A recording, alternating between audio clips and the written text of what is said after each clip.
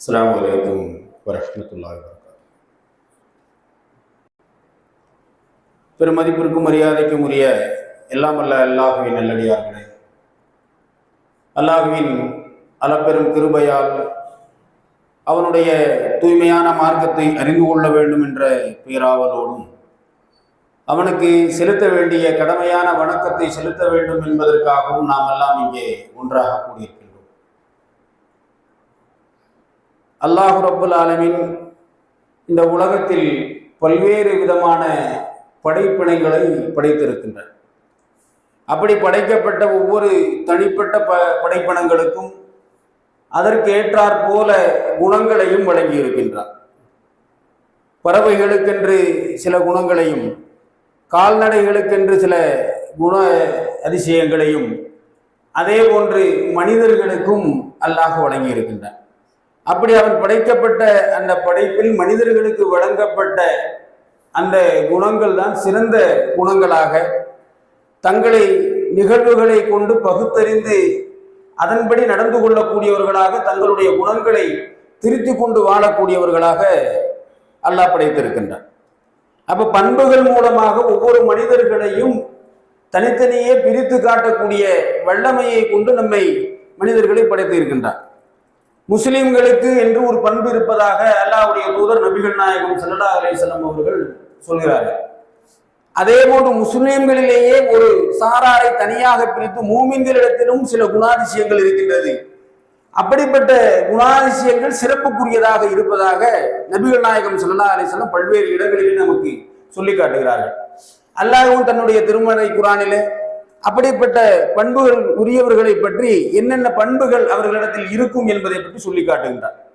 அல்லாஹ் ரப்புல் ஆலமீன் தன்னுடைய திருமறை குர்ஆன் ஆல இம்ரானிலே சொல்லுகின்ற போது, வாசாரிஉ இல்லா மாஃபரத்தும் மிர் ரப்பிக்கும் ஜன்னா, அல்லாஹ்விடத்தினுடைய மன்னிப்பை பெறுவதற்காகவும் அவன் வழங்கி இருக்கிற சொர்க்கத்தை பெறுவதற்காகவும் அவனிடத்திலே விரைந்து செல்லுங்கள் என்று அல்லாஹ் சொல்கிறார். அல்லாஹ் அவன் மன்னிக்க கூடியவனாக இருக்கிறான் என்பதை சொல்லிவிட்டு அவனுடைய பண்பை தான் சொல்றான். அல்லாஹ் மன்னிக்க கூடியவனாக இருக்கிறான். அந்த மன்னிப்பை பெறுவதற்காகவும் அந்த மன்னிப்பை பெற்றுக்கொண்டு நீங்கள் ஜன்னா சொர்க்கத்தை அடைந்து கொள்வதற்காகவும் அல்லாஹ்விடத்திலே விரைந்து செல்லுங்கள். அந்த சொர்க்கம் என்பது எப்படிப்பட்டது என்று தெரியுமா? அருளுக சமாவாத்தி உள்ளார், இந்த வானங்களையும் பூமியையும் உள்ளடக்கியதாக இருக்கிறது என்று அல்லாஹ் தன்னுடைய திருமறையில் அவருடைய சொர்க்கத்தை சொல்கிறார். அப்ப சொர்க்கம், இந்த வானத்தையும் பூமியையும் உள்ளடக்கிய இந்த சொர்க்கம் யாருக்காக வழங்கப்பட்டிருக்கும் என்பதை பற்றி அல்லாஹ் சொல்லுகிற போது சொல்கிறான், இத்தல்லதில் முத்தகீன், அவர்கள் இறை நேசர்களாக, இறை நம்பிக்கை உடையவர்களாக, இறைவனை அஞ்சக்கூடியவர்களாக இருப்பார்கள் என்று அல்லாஹ் தன்னுடைய திருமறையிலே சொல்லி காட்டுகிறார். அப்ப சொர்க்கத்தை பெறுவதற்கும் அல்லாஹ்வுடைய மன்னிப்பை பெறுவதற்கும் நமக்கு இருக்க வேண்டிய மிக முக்கியமான ஒரு அம்சம், அல்லாஹ்வை அஞ்சக்கூடியவர்கள், இறையை விரும்பக்கூடியவர்கள், இறைவனால் விரும்பப்படக்கூடியவர்களாக இருக்க வேண்டும் என்று அல்லாஹ் தன்னுடைய திருமறையிலே சொல்லி காட்டுகிறான். அப்ப நமக்கான பண்புகளில் மிக முக்கியமான முதல் கட்டமான ஒரு பண்பு என்ன? அல்லாஹ்வின் மீது அச்சம் கொள்ளணும். இந்த அல்லாஹ்வின் மீது அச்சம் கொள்கிறவர்கள் தான் மூமின்கள் என்று அல்லாஹ்வுடைய தூதர் நபிகள் நாயகம் ஸல்லல்லாஹு அலைஹி வஸல்லம் அவர்கள் சொல்கிறார்கள். அல்லாஹ்வின் மீது அச்சம் வந்தால் அந்த அச்சம் வந்த மூமின்களுக்கு அவர்களுடைய குணங்கள் எவ்வாறு மாறும், அவர்களுடைய குணங்கள் எப்படி இருக்கும் என்பதை பற்றியும் அல்லாஹ் ரப்புல் ஆலமீன் தன்னுடைய திருமறை குர்ஆனிலே சொல்லி காட்டுகிறான். அல்லதீன யுன்ஃபிகூன ஃபி ஸர்ரா வல் மர்ரா, அவர்களுடைய குணங்கள் எப்படி இருக்கும் என்றால், செல்வ செழிப்பான நிலையிலும் அவர்கள் தர்மங்களை செய்யக்கூடியவர்களாக இருப்பார்கள். செல்வம், தன்னுடைய வருமானம் அதிகமாக இருக்கின்ற காலத்தில் அதிகமான தர்மங்களை செய்யக்கூடிய மனிதர்களாக இருப்பார்கள். சர்ரா, அதாவது நல்ல நல்ல நிலையில் இருக்கும் போது அவர்கள் தர்மத்தை வழங்குவார்கள். லர்ரா, அவர்கள் செல்வம் குறைவாக இருந்த போதும், அவர்களிடம் இல்லாதிருந்தாலும் கூட அவர்களிடம் உள்ளதை கொண்டு அடுத்தவர்களுக்கு தர்மம் செய்யக்கூடியவர்களாக இருப்பார்கள். நம்ம என்ன மூமின் என்ன நினைச்சிட்டு இருக்கிறோம்? 5 நேரம் தொழுதா ஒரு மூமின்னு நினைக்கிறோம். இரவு நேரத்துல தஹஜத்தை ஒருவர் தொழுது விட்டார், அவரமான ஒரு மனுஷனை பார்க்க முடியாது. அல்லது அவருடைய உடை ஆடைகள், அவருடைய அலங்காரங்கள், அவர் வைத்திருக்கிற தாடி, அவருடைய முகப்பாவனை, அதனுடைய பொலிவு, இதையெல்லாம் பார்த்து எப்படிப்பட்ட மனுஷன் மூமின்னா இப்படி இருக்கணும், 5 நேரம் தொழக்கூடியவரா இருக்கிறாரு என்று தொழுகையை மையப்படுத்தியே நம்முடைய எல்லா விஷயங்களும் இருக்குது. முஸ்லிம்களும் தொலைத்தான் செய்வாங்க, மூமின்களும் தொலைத்தான் செய்வார்கள். ஆனால் முஸ்லிம்களிடத்தில் இல்லாத ஒரு பண்பு மூமின்களிடத்தில் என்ன இருக்கும் என்றால், செல்வந்தனாக இருக்கும் போதும் தர்மம் செய்வார்கள். அவர்கள் வறுமை நிலையை அடைந்தாலும் தர்மம் செய்வார்கள். எப்படி தர்மம் செய்ய முடியும்? செல்வம் இருக்கும்போது கொடுத்துடலாம். 10,000 ரூபாய் பாக்கெட்ல இருக்கு, ஒரு 1000 ரூபாய் எடுத்து கொடுத்துடலாம். 100 ரூபாய் பாக்கெட்ல இருக்கு, 10 ரூபாய் எடுத்து கொடுத்துடலாம். இருக்கிறதே 10 ரூபாய், என்ன செய்ய என்று நம்ம திகைத்து கொண்டிருக்கிறோம். நிறைய செல்வம் இருந்தா கொடுக்கலாம்ப்பா, எனக்கே இல்லையே என்று புலம்புவர்கள் தான் நம்முடைய மத்தியில். நமக்கு நாமே தானே, நம்ம மூமினா இல்லையாங்கிறது யார் சொல்லணும்? நமக்கு ஒன்று அல்லாஹ் சொல்லணும். அல்லாஹ் சொல்வதை கேட்பதற்கான வழி இருக்குதானே? இல்லை. அப்ப நம்ம என்ன சொல்லுவோம்? அல்லாவும் அல்லாஹ்வுடைய தூதரும் சொன்னது போன்ற வாழ்க்கை நடைமுறை நம்முடைய வாழ்க்கையில் இருக்குதா, அதனுடைய பண்புகளை நாம் கொண்டிருக்கிறோமா என்று பார்த்து நம்மளை நாமே உரசி பார்த்து கொள்ள வேண்டிய தருணம் இது. நமக்கே தீர்மானிச்சுக்கலாம். யாரையும் பார்த்து யாரும் சர்டிபிகேட் தர வேண்டிய தேவையில்லை. நான் முஸ்லீமாக இருக்கிறேனா, சாதாரண மனிதனாக இருக்கிறேனா, மூமினாக இருக்கிறேனா என்பதை பற்றி இந்த உலகத்தில் இருக்கிற எந்த நபரும் எனக்கு சர்டிபிகேட் தர வேண்டிய, சான்றிதழ் தர வேண்டிய தேவையில்லை. நானாக என்னை உரசி பார்த்து, அல்லாஹ்வுடைய திருமுறையோடு உரசி பார்த்து, நபிகள் நாயகம் ஸல்லல்லாஹு அலைஹி வஸல்லம் அவர்களுடைய வாழ்க்கையோடு உரசி பார்த்து என்னுடைய வாழ்க்கை, என்னுடைய பண்புகளை நான் அறிந்து கொள்ள முடியும். அப்ப செலவீனங்கள் எப்படி? அபூதல்ஹா ரலியல்லாஹு அன்ஹு அவருடைய வாழ்க்கை எடுத்து பார்த்தோம்னா அந்த ரெண்டு நிலையுமே ரசூல் அந்த அபூதல்ஹாட்ட பார்க்கலாம். அபூதல்ஹா இந்த இஸ்லாத்தை ஏற்றுக்கொள்வதற்கு முன்பாக மிகப்பெரிய செல்வந்தராக இருந்தார்.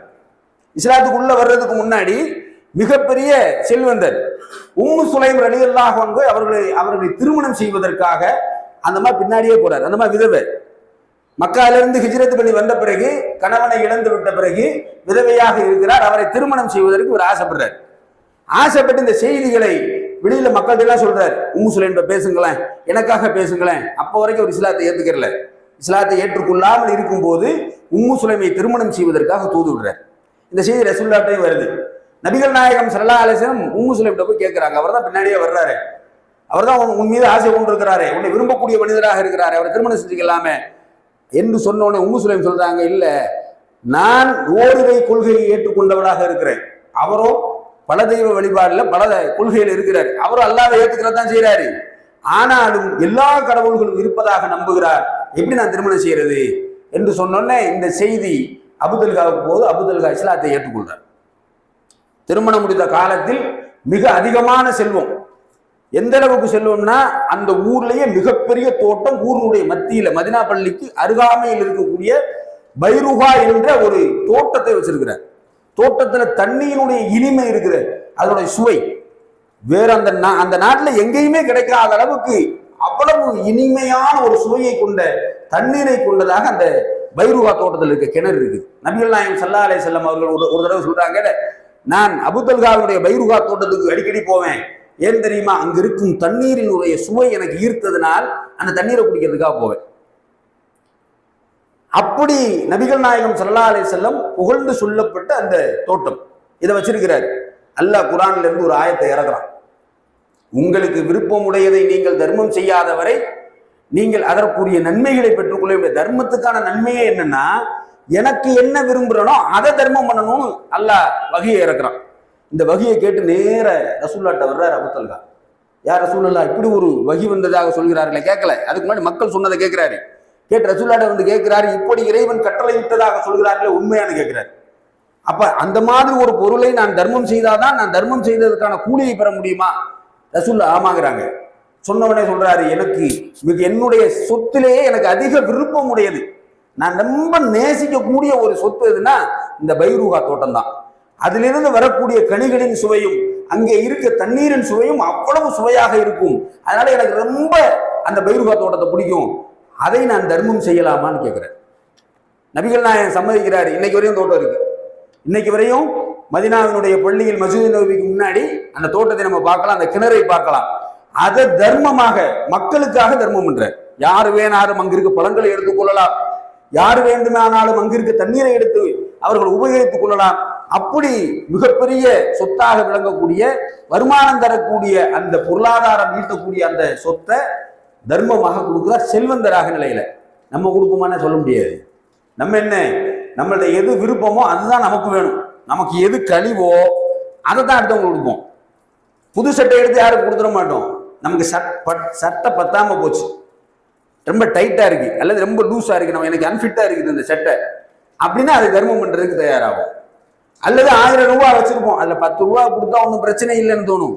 ஆனால் அந்த 1000 ரூபாய் தான் நமக்கு தேவையானதாக இருக்கும். நமக்கு எது தேவையோ அதை நாம் வைத்துக்கொண்டு, எது நமக்கு விருப்பமானதாக இருக்கிறதோ அதை தன்னுள் வைத்துக் கொண்டு, ஏன்னா நமக்கு எது விருப்பம் இல்லையோ அதை தர்மம் செய்யக்கூடிய பண்பை கொண்டிருக்கிறோம். அப்ப அபூதல்காவினுடைய பண்போடு நம்மளுடைய பண்பை உரசி பார்த்தால், அல்லாஹ் சொன்னானே, நீங்கள் செல்வந்தராக நீங்கள் விரும்பக்கூடிய ஒரு பொருளை தர்மம் செய்யாதவரை அதற்கான கூலியை நீங்கள் அதற்கான நன்மையை நீங்கள் அடைந்து கொள்ளவே முடியாதுன்னு சொன்னானே. அப்ப அதனோடு நம்மளுடைய அந்த குர்ஆன் ஆயத்தோடு நம்மளுடைய வாழ்க்கையை உரசி பார்த்தால் நம்ம மூமினா மூமின் இல்லையா? நாமவே கணக்கு போட்டலாம்ல. அப்ப இப்படி நம்ம ஒவ்வொன்றையும் கணக்கு போட்டு நம்முடைய வாழ்க்கையில் குர்ஆனோடு நெருக்கமாக இருந்தால், குர்ஆன் சொன்ன அந்த பண்புகளோடு நாம் வாழ்ந்தால் உண்மையில் அல்லாஹுவை விரும்பக்கூடிய, அல்லாஹுவால் விரும்பக்கூடிய மனிதர்களாக நம்ம இருப்போம். அதே போன்று செல்வம் இருக்கிற நிலைமையில நம்ம இப்படி தர்மம் செஞ்சோம். அபூதல்கா செஞ்சாரு. செல்வம் இல்லாதப்ப என்ன செஞ்சாரு?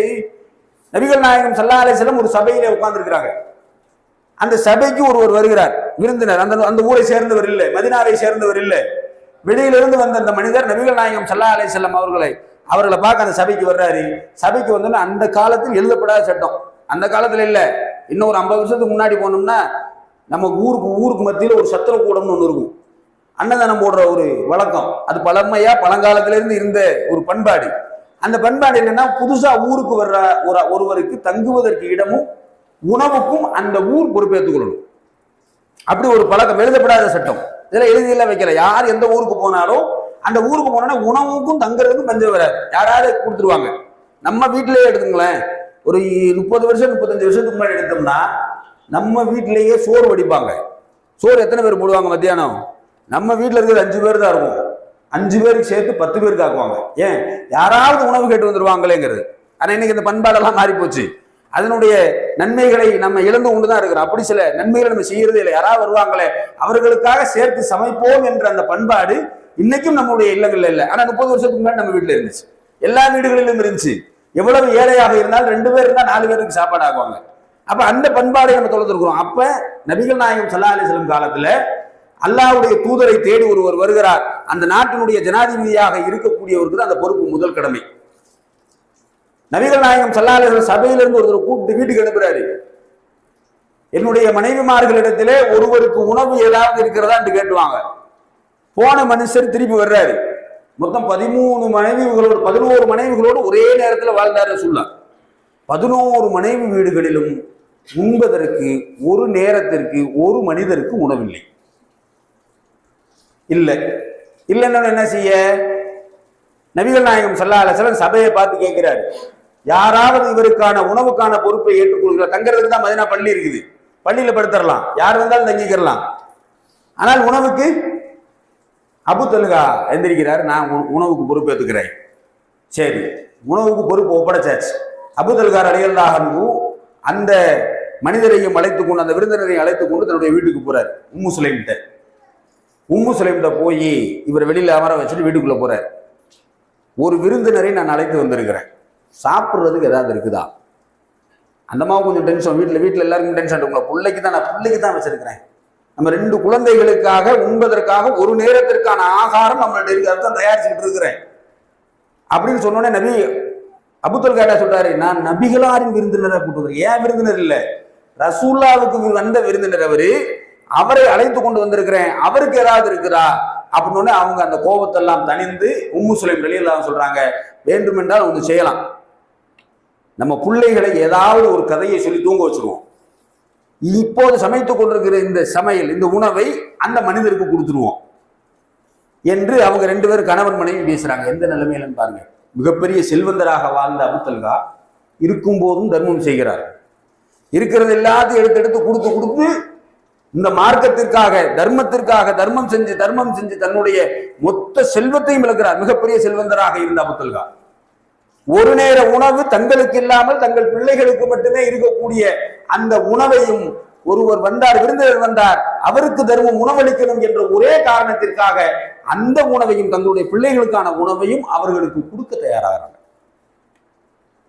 அப்ப இருக்கும்போது நம்ம கொடுத்தாரே, இல்லாத போதும் கொடுக்கிறாரே. நம்மளுடைய பண்புகளில் இருக்கும் போது நாம் விரும்பியதை யாருக்காவது தர்மம் செஞ்சோமானா இல்ல.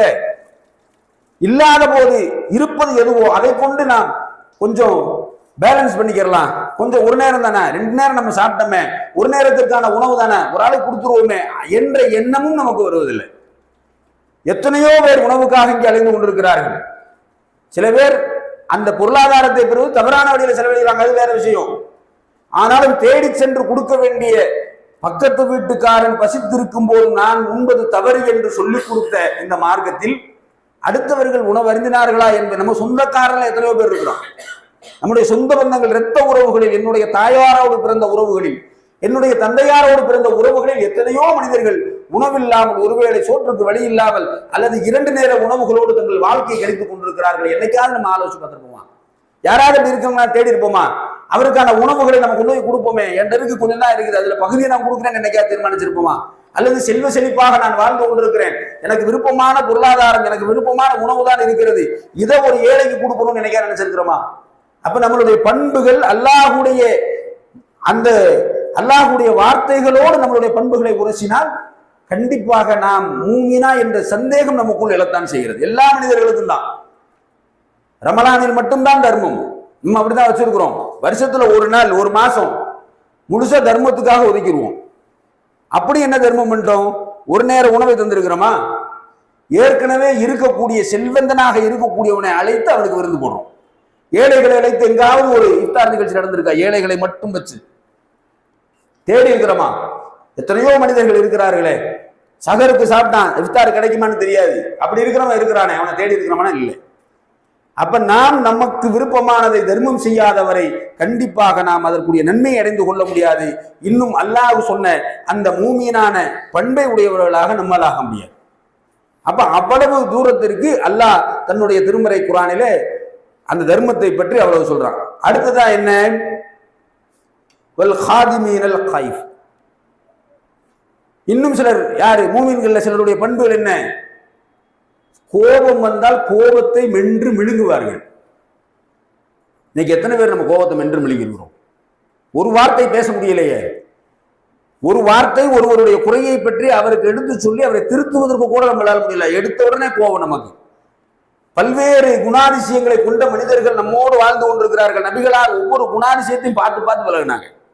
நபிகள் நாயகம் ஸல்லல்லாஹு அலைஹி வஸல்லம் ஒரு போர் முடியுது, ஹுனைன் போர் முடிஞ்ச உடனே நபிகள் நாயகம் ஸல்லல்லாஹு அலைஹி வஸல்லம் ஒட்டகங்களை பங்கு வைக்கிறாங்க, கனிமத்து பொருட்களை பங்கு வைக்கிறாங்க. அதுல 2 நபித்தோழர்களுக்கு அதிகமாக வழங்குறாங்க. 2 நபித்தோழர்களுக்கு அதிகமாக ஒட்டங்களை 100 ஒட்டகங்களை வழங்குறாங்க.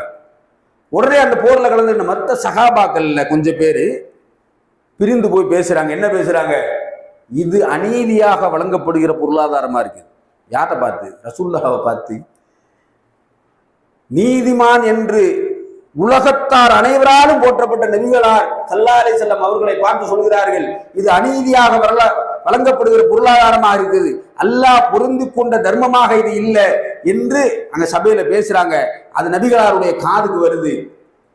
நபிகளார் சாந்தமாகறாங்க, அமைதியாகிறாங்க. நபிகளார் சாந்தமாக இருக்கிறாங்க. பக்கத்துல உட்கார்ந்துருக்க அபூபக்கர் சித்திக் உமர் ரலியல்லாஹு அன்ஹு அவர் கத்திய படான் இப்போ ஒரே ஒரு வார்த்தை மட்டும் சொல்லுங்கள், சொன்னவர்களுடைய தலையை வெட்டியிருக்கிறார். 2 மனிதர்களுடைய குணாதிசயம் ஒரே இடத்தில் ஒரே சம்பவத்தில் 2 மனிதர்களுடைய குணாதிசயங்கள் அப்படி இருந்தால், இன்று எவ்வளவோ பிரச்சனைகளை சந்தித்துக் கொண்டிருக்கிற நாம் நமக்குள், நம்முடைய நண்பர்களுக்குள், நம்முடைய குடும்பத்தார்களுக்குள், நம்முடைய சகோதரர்களுக்குள் எவ்வளவு மாறுபட்ட குணாதிசயங்களை கொண்டிருப்போம். நான் நினைச்ச மாதிரியே என்னுடைய சகோதரனும் இருக்கணும், நான் நினைச்ச மாதிரியே என்னுடைய நண்பனும் இருக்கணும் என்பதை விரும்புகிறோமே தவிர, அவர் இருப்பது போல நான் என்னை மாற்றிக்கொள்ளவோ அல்லது அவர் இருக்கும் குணத்தை, அவருடைய பண்பை நான் ஏற்றுக்கொள்ளவோ தயாராக இல்லை. அப்ப ஒவ்வொரு மனிதர்களுக்கும் எல்லா விஷயத்திலும், எந்த விஷயத்தை எடுத்துக்கொண்டாலும் ஒவ்வொருக்கும் ஒவ்வொரு மாதிரி. நபிகள் நாயகம் ஸல்லல்லாஹு அலைஹி வஸல்லம் வீட்டுல உட்கார்ந்துருக்காங்க, ஆயிஷா ரலியல்லாஹு அன்ஹா வீட்டுல உட்கார்ந்துருக்காங்க. ரசூலுல்லாஹ் அவருடைய கீழாடை விலகி தொடை தெரியுது, முட்டுக்காலுக்கு மேல ஏறிடுச்சு ஆடை. அபூபக்கர் சித்திக் ரலியல்லாஹு அன்ஹு வர்றாங்க, உள்ள நுழைஞ்சோடனே சலாம் சொல்றாங்க. ரசூலுல்லாஹ் சலாம் சொல்றாங்க, பதில் சலாம் சொல்றாங்க, உள்ள வந்துட்டாரு. அடுத்ததாக உமர் கத்தாப் ரலியல்லாஹு அன்ஹு வர்றாரு. நபிகள் நாயகம் உள்ள நுழையும் போதே உமர் சலாம் சொல்றாங்க, ரசூல்லா பதில் சொல்றாங்க, அவர் உள்ள வந்துட்டார். உஸ்மான் ரலியல்லாஹு அன்ஹு போறாங்க. அவர் உள்ள வரும்போது அவர் சலாத்துடைய சத்தத்தை கேட்ட உடனே நபிகள் நாயகம் ஸல்லல்லாஹு அலைஹி வஸல்லம் வேகமா ஆடையை சரி பண்றாங்க. ஆடையெல்லாம் சரி பண்ணிட்டு அதுக்கப்புறம் பதில் கொடுத்துட்டு அவர் உள்ள கூப்பிடுறாங்க. அவர்களுடைய உரையாடெல்லாம் முடிஞ்சு கிளம்பி போன பிறகு ஆயிஷா ரலியல்லாஹு அன்ஹா கேட்கிறாங்க, என்னுடைய வாப்பா என்னுடைய அத்தா வந்தார் போதோ, அபூபக்கர் சித்திக் என்று வந்தார்ல உங்கள்கிட்ட, அவர் வரும்போது ஆடையில நீங்களை மறைக்கல. பெண்கள் அப்படித்தானே, சின்ன சின்ன விஷயங்கள்லாம் எடுத்து டிராவல் பண்ணுவாங்க. ஆயிஷா ரலியல்லாஹு அப்படித்தானே, பெண் தானே. கேட்கிறாங்க, எங்க அத்தா வரும்போது உங்க ஆடையை சரி பண்ணல, உமர் வந்தாரு அப்பயும் ஆடையை சரி பண்ணல, உஸ்மான் வந்தவுடனே ஆடையை சரி பண்றீங்களே, மர்மம் நினைச்சிருந்தீங்களான்னு கேட்கிறாங்க. விகல்பமான சிந்தனை பதில பெண்களுக்கு. 3 பேரும் ஒரே தரம் ரசூலுல்லாஹை பொறுத்தளவுக்கு. ஆனால் ஆயிஷா ரலியல்லாஹு விகல்பமா தெரியுது, அத்தா வரும்போது ஒழுக்கமா சரியா சரி பண்ணல, மர்மம் வந்தவுடனே சரி பண்ணிட்டாங்களே அப்படின்னு கேட்கிறாங்க. நபிகளார் சொல்றாரு, இல்ல இல்ல, உஸ்மானை பார்த்து மலக்குமார்களே வெக்கப்படுகிறார்கள். நான் ஆடையை கொஞ்சம் குறைவாக ஒரு மறைவிடம் தெரியும் அளவுக்கு, என்னுடைய துணை தெரியும் அளவுக்கு உட்கார்ந்து இருந்தேன்னா உள்ள வந்தவர் வெக்கப்பட்டுருவாரு, அதனாலதான் நான் மறைச்சேங்கிறாங்க. எத்தனை முறை நாம் நம் நண்பர்களுக்காக நம்மளுடைய குணாதிசயங்களை மாற்றி இருக்கிறோம். என் ஃப்ரெண்ட் இப்படித்தான்ப்பா, இந்த ஜமாத்துல இருக்கிறாரு, இந்த பள்ளியை நிர்வகிக்கிறோம், 2 பேர்களுக்கும் ஒரே மனநிலை இருக்காது, 2 பேரும் வேறு வேறு குணாதிசயங்களை கொண்டிருக்கிறோம், ஏற்றத்தாழ்வுகள் வந்திருக்கும். சரி அப்படிதான் சரியா போச்சு, சரியா போகும், அதெல்லாம் பிரச்சனை இல்லை, மாத்திக்குவோம், அவரை கொஞ்சம் கோவக்காரு, அப்படிதான் கோவப்படுவார். எத்தனை பேர் அதை ஏற்றுக்கொண்டிருக்கிறோம்? அல்லது நளினமாக நடப்பவரை பார்த்து இவர் நளினமாக நடந்து விட்டார், நடந்திருக்கவே கூடாது, ரொம்ப கட்டன்ரேட்டா இருக்கணும்னு நம்ம பேசுறோமே, அவருடைய பண்பு அதுதான் இன்னைக்கு ஏற்றுக்கொண்டிருக்கிறோம். அப்ப மூமின்களுடைய பண்புகளில் இவ்வளவு விஷயங்கள் நம்முடைய வாழ்க்கைகளோடு ஒத்து நோக்கினால் அதோடு நம்மளுடைய எல்லா நம்மளே தீர்மானிச்சிடலாம். எந்த நிலைமை என்பதை நாமே தீர்மானித்து விடலாம். அப்ப நமக்கு வழங்கப்பட்டிருக்கிற, நமக்கு கொடுக்கப்பட்டிருக்க, அல்லாஹ் வழங்கி இருக்கிற இந்த பண்புகள் எது சரியான பண்புகள் என்பதை அல்லாஹ்வும் அல்லாஹ்வுடைய தூதரும் நமக்கு வழிகாட்டியிருக்கிறாங்க. அப்ப அவர்கள் வழிகாட்டி அந்த பண்புகளில் சரியாக நடந்து அந்த வெற்றியை அடையக்கூடிய மக்களாக ஆக வேண்டுமே ஆனால் அதிகமாக குர்ஆனோடும் அதிகமாக நபிகளாருடைய வாழ்க்கையோடும் அவர்களுடைய வாழ்வியலோடும் நாம் தொடர்பு படுத்தினால் தான் முடியும். ஆனால் வருடத்திற்கு ஒரு முறை கம்பல்சரியா எப்படியாவது இந்த 1 மாசம் ரசூலுல்லாஹ் மாதிரி வாழ்ந்துடணும், இந்த 1 மாதமாவது வாழ்ந்துடணும்னு நினைச்சு வரக்கூடிய இந்த ரமலானை எதிர்நோக்கி காலமெல்லாம் நம்முடைய ஆயுசெல்லாம் தீர்ற வரைக்கும் ஓடிக்கிட்டே இருக்கும். ரமலானில் தொடங்கி ரமலானுடைய முடிவில் பெருநாளோடு முடிந்து விடுகிறது நம்மளுடைய பண்புகள். அந்த நேரத்துல தான் நல்ல பண்பா இருக்குது, அந்த நேரத்துல தான் அந்த தர்மம் இருக்குது, அந்த நேரத்துல தான் கண்ணியமாக மற்றவர்களுடன் நாவாடாமல் அவர்கள் சொல்வதை கேட்டுவிட்டு சகித்து கொண்டு போறக்கூடிய பண்பு வெறும் 30 நாளுகளுக்கு மட்டும்தான். அப்ப இந்த பண்புகள் வரக்கூடிய ரமலானில் மட்டும் இல்லை, நம்முடைய ஆயுஷ்காலம் முழுவதும், என்னுடைய ஆயுட்காலம் முழுவதும் அதை பின்பற்ற வேண்டிய கடமையும் பொறுப்பும் நமக்கு இருக்கிறது என்பதை உணர்ந்து செயல்படக்கூடியவர்களாக நாம் இருக்க வேண்டும். அப்படிப்பட்ட நன்மக்களாக எல்லாம் வல்ல ரப்பல் ஆலமீன் உங்களையும் என்னையும் ஆக்கி அருள் விருவானாக என்று கூறி என்னுடைய முதல் உரையை நிறைவு செய்கிறேன். அன்பிற்குரிய சகோதரர்களே, நம்முடைய பண்புகள் மூமின்களுடைய பண்புகளாக இருக்க வேண்டும் என்பதை அல்லாஹ்வுடைய வார்த்தைகள் மூலமாக நாம் எப்படி நடந்து கொள்ள வேண்டும் என்பதை அறிந்து கொண்டோம். அதே போன்று நபிகள் நாயகம் ஸல்லல்லாஹு அலைஹி வஸல்லம் அவர்களும் கூட சில பண்புகளை பற்றி நமக்கு விளக்கி இருக்கிறார். அபுல் கைஸ் என்ற ஒரு குலத்தை சேர்ந்த ஒரு மனிதர், அந்த மனிதர் அல் அஜஸ் என்பது அவருடைய பேர் என்ற நபித்தோழர் ரசூலுல்லாஹ்ட்ட மார்க்கத்தை கற்றுக்கொள்ள வேண்டும், இஸ்லாத்தை எப்படி நான் வாழணும் என்பதை பற்றி கற்றுக்கொள்ள வேண்டும் என்பதற்காகவே அங்க வர்றார். நபிகள் நாயகம் ஸல்லல்லாஹு அலைஹி வஸல்லம் அவர்களிடத்துல வந்து சில காலங்கள் அதை கத்துக்கிறார். அப்ப கத்துக்கிட்டு அந்த மனிதரிடத்துல நபிகள் நாயகம் ஸல்லல்லாஹு அலைஹி வஸல்லம் ஒரு முறை சொன்னார்கள், அல் அஜஸே, உன்னுடைய 2 குணங்கள் இருக்கு, உன்னுடைய 2 குணங்கள் இருக்கிறது, அந்த குணங்களை அல்லாஹ் மிகவும் விரும்புகிறான். அந்த மனிதர்கிட்ட 2 குணங்கள் இருப்பதாக நபிகள் நாயகம் ஸல்லல்லாஹு அலைஹி வஸல்லம் அல் அஜஸை பார்த்து சொல்றாரு, அஜஸே உன்ன 2 குணம் இருக்கு, அந்த 2 குணங்களும் அல்லாஹுவால் விரும்பப்படக்கூடிய குணமாக இருக்கிறது என்று அல்லாஹ்வுடைய தூதர் நபிகள் நாயகம் ஸல்லல்லாஹு அலைஹி வஸல்லம் சொல்றாரு. உடனே அந்த தோழர் கேட்கிறாரு, யார சொல்ல அப்படி என்ன பண்பு என்ற ஒரு நல்ல 2 குணம் இருந்துச்சுன்னா நான் அறிந்து கொள்ள வேண்டும்ல முதல், அப்படி என்ன குணம் என்னிடத்தில் இருக்கிறது அப்படின்னு கேட்ட உடனே நபிகள் நாயகம் ஸல்லல்லாஹு அலைஹி வஸல்லம் அவர்கள் சொன்னார்கள், நீங்கள் சகிப்புத்தன்மையோடும் நிதானத்தோடும் இருக்கிறீர்கள். இந்த ரெண்டு பண்பும் அல்லாஹ் மிகவும் விரும்பக்கூடிய பண்பாக இருக்கிறது. சகிப்புத்தன்மை இன்னைக்கு உலகத்துல இருக்கிற எல்லா பிரச்சனைக்கும் இதான் காரணம். குடும்பத்துல பிரச்சனை, கணவன் மனைவிக்கிடையே பிரச்சனை, என்ன பிரச்சனை? சகிப்புத்தன்மை இல்லை. கணவனிடத்தில் கண்ட குறைகளை அதை மென்மேலும் வளர்த்து ஊதி பெரிசாக்கி எது குறையோ அதை விட்டு அடுத்த பிரச்சனைகளுக்கு தாவிடுறோம். காரணம் என்ன? முதலில் ஏற்பட்ட அந்த சின்ன பிரச்சனை சகிப்புத்தன்மை இல்லாததுனால அடுத்த கட்டத்தை அடைந்து விடுகிறோம். அடுத்த கட்டத்தை அடைஞ்ச உடனே நம்முடைய நிதானம் தவறி நாம் என்ன பேசுகிறோம் என்பதையே மறந்து பேசுறோம். எங்க பேசுறோம், எந்த சபையில் இருக்கிறோம், யாரோடு இருக்கிறோம், நம்மோடு நம்ம யாரை பார்த்து பேசுகிறோம், அவர்களுக்கும் நமக்குமான உறவு என்ன, இதெல்லாம் எங்கேயுமே இல்லை. குடும்பத்திலையும் இல்லை, இந்த சமுதாய பண்பாடுகளிலும் இல்லை, சகோதரத்துவத்திலும் இல்லை, யார்கிட்டையும் அந்த பண்பு இல்லை. காரணம் என்ன? சகிப்புத்தன்மை முதல்ல இல்லை. இந்த மனிதர் என்னை பற்றி ஒரு தவறாக சொல்லிவிட்டார், உண்மையில அதை விளக்க வேண்டிய பொறுப்பு எனக்கு இருக்கிறது, அதை சரி செய்ய வேண்டிய பொறுப்பு எனக்கு இருக்கிறது, என் மீது தவறான குற்றம் சாட்டப்பட இல்லை என்று மறுக்க வேண்டிய பொறுப்பு இருக்கிறது. ஆனால் அந்த மறுத்தல் எப்படி இருக்க வேண்டும் என்பதை நபிகளார் கற்றுத்தந்தாரோ அப்படி இல்லை. என்ற பேசிட்டான், பரவாயில்ல, இருந்தாலும் என்னுடைய நண்பன், பல ஆண்டுகளாக அவனோடு பயணித்திருக்கிறேன், என்னுடைய தோழமையோடு நாங்கள் செயல்பட்டிருக்கிறோம், எத்தனையோ விஷயங்கள் நாங்கள் இரண்டு பேரும் இணைந்து செயல்பட்டு பல காரியங்களை முடிச்சிருக்கிறோம், ஏதோ ஒன்று ரெண்டு குறைபாடுகளை அவனிடமிருந்து கண்டுவிட்டேன், அதற்காக அவன் செய்த தவறு, அது ஏதோ ஒரு குணத்துல செஞ்சுட்டான், பரவாயில்ல, அதை விளக்கிடுவோம். இல்லை, என்னை பற்றி தவறாக விளங்கி கொண்டு என்னை பற்றி தவறான ஒரு செய்தியை வெளியே சொல்லிட்டான், அதை அவனுக்கு சொல்லி விளக்கிடுவோம் என்பதல்லாமல் அடுத்த கட்டமா இவர் அடுத்த டிராபிக் அவரை பத்தி இல்லாததெல்லாம் பேச, சின்ன சின்ன விஷயங்களில் தொடங்கிய பிரச்சனைகள், சின்ன கணக்கு வழக்கில் தொடங்கிய பிரச்சனைகள் ஒரு சமுதாய பிரிவினையை உண்டாக்கக்கூடிய அளவுக்கு ஆயிடுச்சு. பெரிய பெரிய இயக்கங்களோடு செயல்பட்டு வந்த நாம் அந்த இயக்கங்களில் ஏற்பட்ட சிறு சிறு உரசல்கள் நம்மளை தனித்துவமாக தனியாக பிரித்து விடுற அளவுக்கு போயிடுச்சு. காரணம் சகிப்புத்தன்மை இல்லை.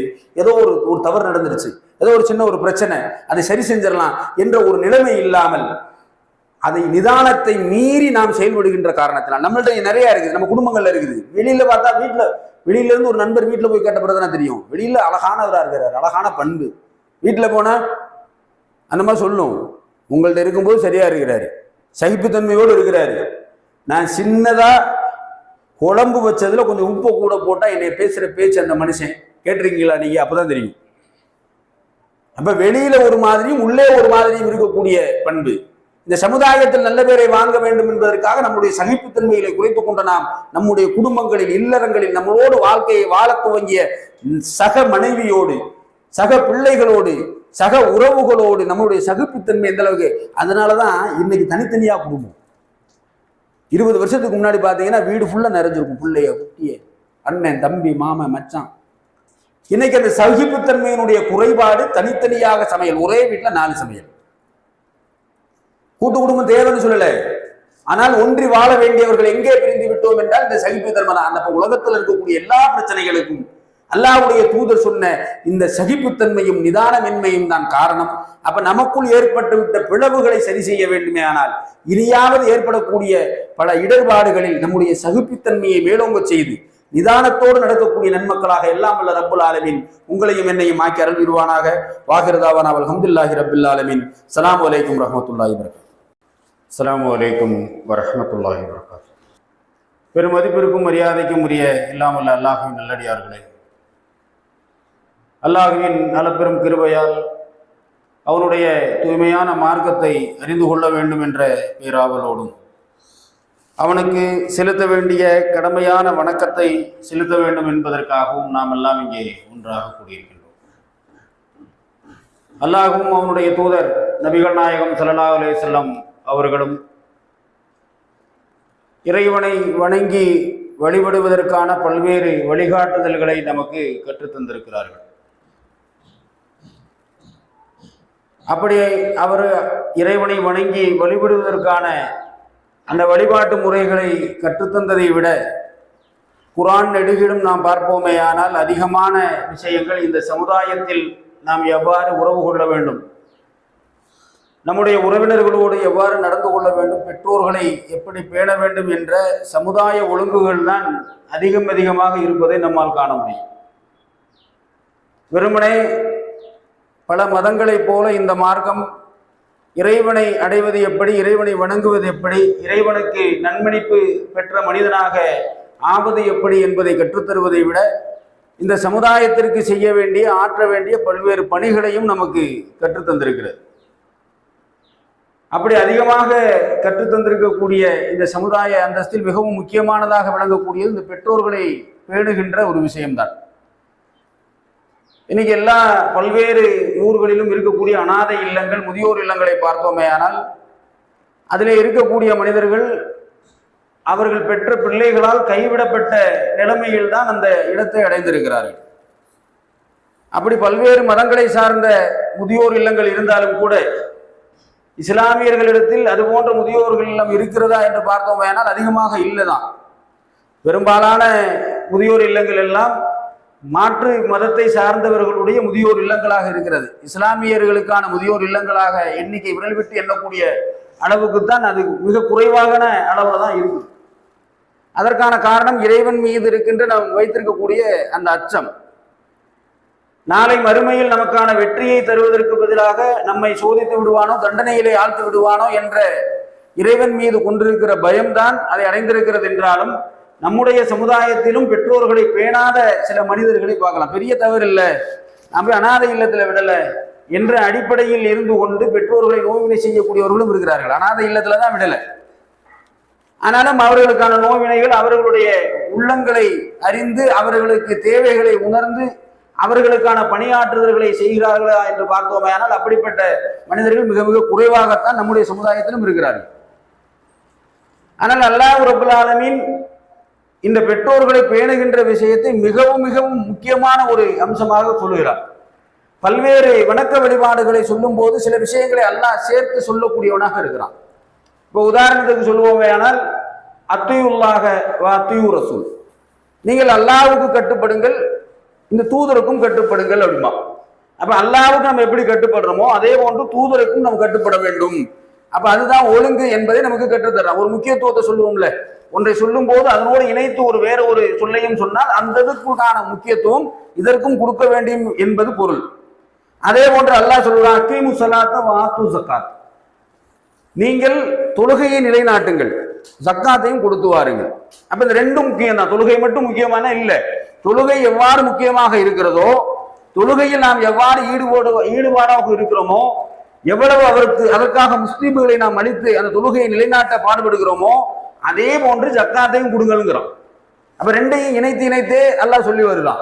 அப்படி சொல்லி வரக்கூடிய அல்லாஹ் ரப்பல் ஆலமீன் அனிஸ்குர்லி வலி வாலி தைக்க, என்னை வணங்குங்கள், உங்கள் பெற்றோருக்கு கட்டுப்படுங்கிறான். எப்படி தொழுகையை சொல்லும் போது ஜக்காத்தை சேர்த்து சொன்னானோ அப்ப அது முக்கியம் தானே. தொழுகை எவ்வாறு முக்கியமாக இருக்கிறதோ அப்படிதான். இப்ப எல்லாரும் இஸ்லாத்துல எடுத்து பார்த்தோம்னா ஜக்காத்தை விட தொழுகை தான் முக்கியமோ. ஆனா அல்லாஹ் என்ன சொல்றான், எப்படி நீங்கள் தொழுகையை நிலைநாட்டுகிறீர்களோ அதே போன்று ஜக்காத்தை கொடுங்கிறான். அதே போன்று அல்லாஹ் சொல்லுகிற நேரத்தில் அல்லாஹ்வாகிய என்னை வணங்குங்கள், உங்கள் பெற்றோருக்கும் கட்டுப்படுங்கிறான். அப்ப ரெண்டும் ஒண்ணுதான், ரெண்டு ஏகதேசம் நெருக்கத்தில் இருக்குது. எப்படி நம்ம அல்லாஹ்வுக்கு கட்டுப்பட்டு நடக்கிறோமோ, அல்லாஹ்வை வணங்குகிறோமோ அதே போன்று நாம் அதற்கு எவ்வளவு முக்கியத்துவம் கொடுப்போம். அல்லாஹ்வை வணங்குதல் ஏதாவது குறை சொல்லுவோமா? அல்லாஹ்வை பற்றி ஏதாவது தொழுகையை அசால்ட்டா எடுத்துக்கிற மாட்டோம். ஒரு வணக்க வழிபாடை சொன்னா அதெல்லாம் செய்ய முடியாதுங்க அப்படி சொல்ல மாட்டோம். அதற்காக முஸ்லிம்களை எடுத்து அதிகமான கவனம் செலுத்தி அந்த இபாதத்துகளை செய்யக்கூடிய மனிதர்களாக நம்ம எப்படி இருப்போமோ அதே போன்று அதே வரிசையில் அல்லாஹ் சொல்கிறான், உங்கள் வலி வாலிதைக்க, உங்களுடைய பெற்றோர்களுக்கும் நீங்கள் கட்டுப்படுங்கள் அப்படின்னு சொல்றான். இன்னும் சொல்வதாக இருந்தால் இந்த இஸ்லாமிய மார்க்கம், இந்த மார்க்கத்திற்காக அனுப்பப்பட்ட அனைத்து நபிமார்களும் சொன்னது என்ன? லா இலாஹ இல்லல்லாஹ், அதான் சொன்னாங்க. அதுல ரொம்ப முக்கியம், அந்த லா இலாஹ இல்லல்லாஹ்விலே ரொம்ப முக்கியம் என்னன்னா, லா இலாஹ அல்லாஹுவை வணங்குங்கள் அல்லாஹ் சொல்லல. எந்த நபிமார்களும் அல்லாஹுவை மட்டும் வணங்குங்கள்னு சொல்லல, அதையும் சொல்வதோடு சேர்த்து அல்லாஹுவை தவிர யாரையும் வணங்காதீர்கள் நாங்க. லா இலாஹ இல்லல்லாஹ், வணக்கத்திற்குரியவன் யாரும் இல்லை அல்லாஹுவை தவிர, அதான் அதனுடைய பொருள். அப்ப அல்லாஹ்வை வணங்குவது எவ்வளவு முக்கியமோ அதை விட முக்கியம் என்ன, அடுத்தவர்களை வேற எதையும் அல்லாஹ் மாதிரி வணங்கிடக்கூடாது. அல்லாஹ்வை எப்படி வணங்குறோமோ அது மாதிரி அடுத்ததை வணங்கிடக்கூடாது. இதை சொல்வதற்காகத்தான் இந்த உலகத்தில் அத்தனை நபிமார்களும் அனுப்பப்பட்டார்கள். அல்லாஹ் திருமறை குர்ஆன்ல சொல்லி காட்டார், வகால ரப்புஹு அலா தஹ்புது இல்லா ஈயாஹு. அல்லாஹ் என்ன சொல்றான், அல்லாஹ்வை வணங்குங்கள், அல்லாஹ்வை மட்டும் வணங்குங்கள். அல்லாஹ்வை வணங்கக்கூடிய இடத்தில் அல்லாஹ் தஹ்புது இல்லா ஈயாஹு, அல்லாஹ்வை தவிர வேற எதையும் வணங்கி விடாதீர்கள். அப்படின்னு சொல்லிட்டு தொடர்ச்சியாக அடுத்த வரியிலேயே சொல்கிறான், வலி வாலி வாலிதைய எக்ஸானா, உங்களுடைய பெற்றோருக்கு உபகாரம் செய்யுங்கள். எந்த இடத்துல சொல்றான்னு பாருங்க. பல இடங்கள்ல அல்லாஹ் சொல்லக்கூடிய இடத்தில், பெற்றோர்களுடைய கவனத்தை சொல்லக்கூடிய இடத்தில் தன்னையும் சேர்த்தே சொல்ற, தன்னை வணங்கக்கூடிய விஷயத்தையும் சேர்த்தே சொல்றான். அல்லாஹ்வை தவிர யாரையும் வணங்காதீர்கள் என்று சொல்லிட்டு தொடர்ச்சியாக சொல்கிறான், வலி வாலிதையி எக்ஸானா, உங்களுடைய பெற்றோர்களுக்கு உபகாரம் செய்யுங்கள் அப்படிங்கிறான். இன்னைக்கு நம்ம பல பேரும் அவருடைய பெற்றோர்களுக்கு உபகாரம் செய்கிறோம். என்ன உபகாரம் செய்யறோம்? வெறும் சாப்பாடு போடுறோம், அதான் உபகாரம். இன்னைக்கு ஒவ்வொரு மனிதர்களும் கேட்டு, உங்க அத்தாவுக்கு உபகாரம் செய்யாத? ஆமா, கண்டிப்பா செய்யறேன். எங்க அத்தாவுக்கு நான் சாப்பாடு போடுறேன், என்னுடைய பெற்றோர் என் வீட்டுல தான் இருக்கிறாங்க, நான் தான் சாப்பாடு போடுறேன். சாப்பாடு இடுவது என்பது கடமை, உணவளிப்பது என்பது கடமை. ஆனா உபகாரம் என்பது அவர்களுடைய வாழ்க்கையின் தேவைகளை எல்லாம் அறிந்து அவர்களோட மனம் கோணாமல் நடந்து கொள்ள வேண்டிய விஷயம். உபகாரங்கிறது எப்ப தேவைப்படும்? ஒரு மனிதனுக்கு எப்போது தேவைப்படும் என்றால், ஒரு 25 வயசு கல்யாணம் முடிச்சா ஒரு குழந்தையை பெற்ற உடனே தேவைப்படுமா? அப்ப தேவைப்படாது. காரணம், அவனுக்கு தேவையானவற்றை தானே செய்து கொள்ளக்கூடிய அந்த பக்குவத்தை அடைந்திருக்கிறான், அதனுடைய வலிமை அடைந்திருக்கிறான். ஒரு 40 வயசுல தேவைப்படுமா? ஒரு இளைஞனாக இருக்கும்போது தன்னுடைய பெற்றோர்களுக்கு அந்த இளைஞனிடத்தில் உபகாரம் தேவைப்படுமா? அப்பையும் தேவைப்படாது. உபகாரம் என்பது எப்போ தேவைப்படும் தெரியுமா? அவர்களுடைய பொருளாதாரம் ஈட்டுதல் எல்லாம் நின்று போன பிறகு. பொருளாதாரம் இருக்கிற வரைக்கும் அவருக்கு மரியாதை கொடுத்துருவோமே. எல்லா வீட்டில் அத்தாட்ட தான் காசு வாங்கணும், அத்தாட்ட தான் நமக்கு ஒரு பொருளாதாரத்தை ஈட்டணும். அத்தாவிட இருந்து காசு வாங்கினதான் ஒரு கிரிக்கெட் வாங்க, ஒரு பேட் வாங்க முடியும், ஒரு பைக் வாங்க முடியும், ஒரு சொத்து வாங்க முடியும், எனக்கான சட்டைகளை நான் வாங்கி கொள்ள முடியும், எனக்கான கல்வியை தேடிக்கொள்வதற்கு என்னுடைய என்னுடைய பெற்றோர்களிடமிருந்து பணத்தை பெற்று நான் செலவழிச்சா தான் அதை அடைய முடியும். இப்ப எல்லாம் எல்லாரும் நம்ம பெற்றோர்களுக்கு உபகாரம் உள்ளவர்களாக இருப்போம். அவர்கள் சொன்னதெல்லாம் செய்வோம். 25 வயசு 30 வயசு ஆகிற வரைக்கும் பெற்றோர்கள் என்ன எதிர்பார்க்கிறார்களோ அவர்கள் சொல்லை தட்டாமல் நம்ம கடமை செய்வோம். எப்போது நம்ம மாறுவோம் தெரியுமா? எப்போது அவர்கள் வயோதிகத்தை அடைந்து விட்டார்களோ அப்ப மாறிடுவோம். காரணம் என்னன்னா, இயல்பாக ஒரு மனிதனிடம் இருக்கக்கூடிய குணங்கள் எல்லாம் வயது முதிர்ந்த பிறகு அப்படியே மாறி போயிடும். ஒரு பச்சிலம் குழந்தையை போல அவர்களுடைய குணங்கள் மாறிடும். எதை சொன்னாலும் அதை திரும்ப கேள்வி கேட்பார்கள். என்ன சொன்ன? ஒரு செய்தியை சொல்லியிருப்போம், சாப்பிட்ட பிறகு ஒரு மாத்திரை எடுத்து சாப்பிடுங்க, ஒரு அறிவுரை சொல்லியிருப்போம்னு வச்சுங்க. சாப்பாடு சாப்பிடுங்க, சாப்பிட்ட பிறகு ஒரு மாத்திரையை சாப்பிடுங்கன்னு அவங்களுக்கு காது விழாமல் இருந்திருக்கலாம், அல்லது கவன குறைவாக இருந்திருக்கலாம், பல்வேறு சிந்தனைகள் ஏறி இருக்கலாம். அந்த இயலாமையின் காரணத்தால் திரும்ப கேட்பாங்க, என்ன சொன்ன? உடனே நம்ம கோபம் வந்துடும். ஒரே கேள்வியை திரும்ப கோபம் வரதானே செய்யும். இப்ப கோபம் வரும். பெற்றோர் முதிர்ந்தவர்களாக இருக்கும்போது என்ன ஆகிறது? அப்போது பொறுமையாக நம்ம பிள்ளை அப்படித்தானே கேட்கும். நம்மள்ட்ட சின்ன வயசுல அந்த 2 வயசு 3 வயசு ஆகக்கூடிய குழந்தைகள் என்ன செய்யும்னா, அந்த குழந்தை எல்லாத்தையும் அறிவை தேடுகிற வயசு. இந்த வயசுக்கு 60 வயசுக்கு மேலான அந்த மனிதர்கள் ஆகி போவாங்க. என்ன செய்யும்? எதை காட்டினாலும் கேட்கும். இது என்ன? பேனாதான், எழுதத்தான் முடியும். அந்த பேனாதான் என்பதை இதுக்கு பேர் என்ன, இதுக்கு பேர் என்ன 10 தடவை நம்மள்ட்ட கேட்கும். ஆனால் அப்போதெல்லாம் சளைக்காமல் பதில் சொன்ன நம்மளுடைய பெற்றோர்கள் நம்ம இடத்தில் ஒரே கேள்வியை திரும்ப கேட்டால் நமக்கு சலிச்சிருச்சு. பொழுதன்னைக்கு உங்களை சொல்லிக்கிட்டேவா இருப்போம். உங்களுக்கு என்ன காதா கேட்கல, புத்தி மடங்கி போச்சா? அப்படிலாம் பேசுறாங்க. இன்னைக்கு பெற்றோர்களை பார்த்து அவர்கள் இயலாமையினால் கேட்கிறார்கள்.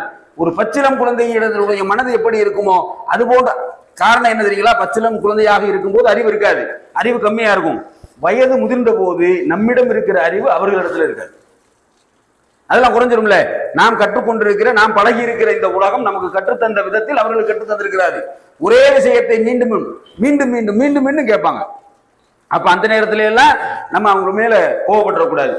இன்னும் சொல்வதாக சின்ன பிள்ளை என்னென்ன செய்யுமோ அவங்களுடைய இயலாமையில எல்லாம் செய்வாங்க. சிறுநீரை அடக்கி வைக்க முடியாது. 60 வயசு 70 வயசு ஆயிடுச்சுன்னா சிறுநீரை அடக்கி வைத்து பாத்ரூம்ல போய் இருக்கக்கூடிய அளவு கூட அவங்களோட முடியாது. அவ்வளவும் அவங்களுடைய உடல்கள்லாம் தளர்ந்துடும். 40 ஆண்டு காலங்கள் நம்மை வளர்ப்பதற்காக, நம்முடைய வாழ்க்கை சிறப்பதற்காக நமக்கான பொருளாதாரத்தை ஈட்டி சேர்த்தவர்கள் நமக்கு தானே. அவர்கள் எதையாவது ஒருத்தர் சம்பாதிக்கிறார், ஒரு 10 லட்சம் ரூபாய் 20 லட்சம் ரூபாய் சம்பாதிச்சு ஒரு வீடு கட்டுறாரு, அவருக்கு மட்டும் கட்டினாரா? அதில் நாமும் சுகமாக இருக்க வேண்டும். என் பிள்ளைக்குன்னு சேர்த்து வச்சு வாயை கட்டி வைத்த கட்டி வளர்த்து அந்த பொருளாதாரத்தை ஈட்டி ஒரு வீடை கட்டி அந்த வீட்டுல குடியமர்த்துறாரு. அத்தனைக்கு அவ்வளவு உழைப்புக்கும் எப்ப 60 வயசுக்கு மேல தளர்ச்சி. அந்த 60 வயசு காலம் வரைக்கும் அவர் உழைத்தது முழுவதும் நமக்காக. அந்த நேரத்தில் அவரால் சிறுநீரை அடக்கி வைத்து கொண்டிருக்க முடியாது. எந்திரிச்சு நடமாடலாம் முடியும், பாத்ரூமுக்கு போக முடியும். ஆனால் சிறுநீரை அடக்கி வைத்துட்டு போறதுக்கு முன்னாடி சிறுநீர் வந்துடும். சில பெற்றோர்கள் அதை அடக்கி வைக்க முடியாமல் மலஜலங்களை கழித்து விடுவார்கள். நமக்கு என்ன செய்யணும்? சீன்னு ஒதுக்குறோம். அப்படித்தானே? இப்படி இந்த மனுஷன் போய் நம்ம இருந்துட்டோமே, இந்த மனுஷனை அல்லாஹ் நமக்கு சாட்டி விட்டானே, இவ்வளவு சிரமத்தை நமக்கு தந்துட்டானே, இந்த மனிதனால் நம்ம எவ்வளவு சிரமம் இருந்தாலும் செத்து கூட வந்துடலாம்னு பேசக்கூடிய மனிதர்கள் எல்லாம் இருக்கிறார்கள். ஆனால் இவ்வளவு கடுமையான வார்த்தை விடுங்க. அல்லாஹ் சொல்கிறான், உங்கள் பெற்றோர்கள் ஒருவரோ அல்லது இருவரையோ அடைந்து அவர்கள் உங்களிடத்தில் வந்தால் வமா குல்லஹு உஃபின், நீங்கள் அவர்களை சீ என்ற வார்த்தையெல்லாம் சொல்லாதீங்கிறோம். ஒரு மனிதனை வையறதுல ரொம்ப சுருக்கமான வார்த்தை தான். அதுக்கு கீழே ஒரு வார்த்தை இல்லை. இதுக்கு கீழாக மதிப்பீடு செய்யக்கூடிய ஒரு வார்த்தை இருக்கானா இல்லை. சீன்னு சொல்றது என்ன? முகம் சுளித்தல், சீ அப்படின்னு ஒதுங்கிறது. இந்த வார்த்தையை உங்களுடைய பெற்றோர்களிடத்தில் சொல்லாதீர்கள் என்று நல்லா சொல்றோம். ஏன் இவ்வளவு இவ்வளவு அந்த கண்ணியத்தை அவர்களுக்கு ஏன் கொடுத்திருக்கிறார்? அவர்கள் பட்ட சிரமங்கள் அப்படி. ஒரு பெற்றோர்கள் ஒரு பிள்ளையை வளர்த்து அந்த சமுதாயத்தில் அந்தஸ்தோடு அந்த பிள்ளையை வளர்ப்பதற்காக அவர்கள் படக்கூடிய கஷ்டங்கள் அவ்வளவு. இன்னும் அல்லாஹ் சொல்லி காட்டுகிறான், வா குல்லஹுமா கௌலன் கரீமா, அவர்கள் வயதான காலத்தில் உங்களிடம் வந்தால், உங்களிடம் பேசினால் அவர்களிடத்தில் கருணையான சங்கையான வார்த்தைகளை பேசுங்கள். சீனு சொல்லாதுன்னு சொல்றான். தொடர்ந்து அல்லாஹ் சொல்றது என்ன சொல்றான்? அவர்கள் உங்களிடத்திலே வந்தால் அவர்களிடத்தில் சங்கையான அன்பான வார்த்தையை கொண்டு அவர்களை உபசரியுங்கள், கடினமான வார்த்தையை சொல்லாதீங்கிறான். ஏற்கனவே ஒரு வார்த்தை சீங்கிற வார்த்தையை சொல்லாத, அதை சொல்லிட்டான். சொல்லிட்டு அடுத்து என்ன? உங்களுடைய அன்பை அவர்களிடத்தில் எந்த அளவுக்கு சொல்றான்னா, உங்களுடைய அன்பான சிறகை அவர்களிடத்தில் தாழ்த்துகிறாங்க. சிறகுங்கிறது மென்மையை சொல்லக்கூடிய ஒரு பொருள். இறகுங்கிறது தானே, பஞ்ச கூட சொல்லிட முடியாது. மென்மையான பொருளாக நாம் ஒப்பீடு செய்வதாக இருந்தால் எதை சொல்லணும்? பறவைகளுடைய சிறகுகள் தான். அதுதான் ரொம்ப மென்மையா இருக்கும். அந்த மென்மையை ஒப்பீடாக ஊமை சிலையடையாக சொல்றான் பாருங்க. அவ்வளவு அந்த மென்மையான பொருளை கூட அதை கூட அவங்கள்ட்ட உறக்க சொல்லிடாதீங்க. ஒரு அன்பை பரிமாறுவதோடு கூட சத்தமா சொல்லிடாதீங்க. அன்பை எதிர்பார்த்து நிற்கிற இடத்துல அவர் எவ்வளவு இலகுவாக அவர்களிடத்தில் நடந்து கொள்ள முடியுமோ, எவ்வளவு அன்பாக அவர்களிடத்தில் நடந்து கொள்ள முடியுமோ, எவ்வளவு பணிவாக அவர்களிடத்தில் நடந்து கொள்ள முடியுமோ அவ்வளவுக்கும் பணிந்து போங்க என்று அல்லாஹ் நமக்கு கட்டளையிடான். இவ்வளவு கட்டளைக்கும் காரணம் என்ன? இவ்வளவு கட்டளைகளை போடுறானே, இவ்வளவுக்கும் காரணம் என்ன தெரியுங்களா? அவர்கள் தங்களுடைய வாழ்க்கையில் என்ன அல்லாஹ் சொல்லி காட்டுறான் பாருங்க. வவா சைனல் இன்சான வாலிதை, அவர்களுடைய பெற்றோர்கள் சிரமத்திற்கு மேல் சிரமப்பட்டு அவனை பெற்றெடுத்தார்கள்.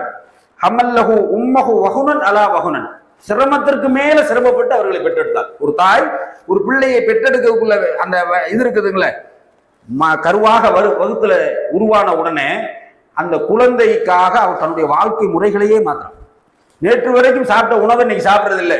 ஒவ்வொரு பொருளையும் தேடி தேடி கரு உருவான உடனே ஒவ்வொரு பொருளாக தன்னுடைய தாயிடமோ தன்னுடைய மாமியாரிடமோ நமக்கு தெரிந்த பெரியவர்களிடமோ நம்ம வீட்டில் இருக்கிற பெரிய வயது முதிர்ந்த அந்த மனிதர்களிடத்துல கொண்டு போய் இந்த இதை சாப்பிடலாமா, இதை சாப்பிட்டா என் பிள்ளைக்கு ஒன்றும் ஆயிராதா, இதை சாப்பிடுவதால் எனக்கு என்னுடைய பிள்ளைக்கு ஆரோக்கியம் கூடுமா, இப்படி ஒவ்வொரு பொருளாக தன்னுடைய வாழ்க்கையில் எதெல்லாம் பிடிக்குமோ அதெல்லாம் சாப்பிடாம போயிடும்.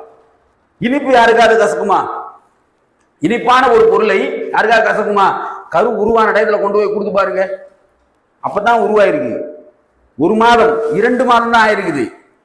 அந்த நேரத்துல இதை சாப்பிட்டா என்னுடைய குழந்தைக்கு ஏதாவது வந்துருமோ, என்னுடைய கருவுக்கு ஏதாவது வந்துருமோ, நான் ஒரு வாரிசை இழந்து விடுவேணும், என்னுடைய பிள்ளையை இழந்து விடுவேணும் இருக்கிறதுக்காக இனிப்பான பொருள்களை பதார்த்தங்களையே 4-5 மாதங்களுக்கு அவங்க எடுத்துக்கிற மாட்டாங்க. அந்த அளவுக்கு அதை விட்டு ஒதுக்கி. இன்னும் சொல்வதாக இருந்தால் அழகா இரவு நேரங்களில் உறங்கும் போது தாங்கள் எப்படி உறங்குகிறோம் என்பதை அறியாதவர்களா வரும். அப்படித்தானே வீட்டுல பிள்ளைய கட்டி கொடுக்குற முன்னாடி இருந்த பிள்ளைகளை பத்தின பெற்றோர்களுக்கெல்லாம் தெரியும்.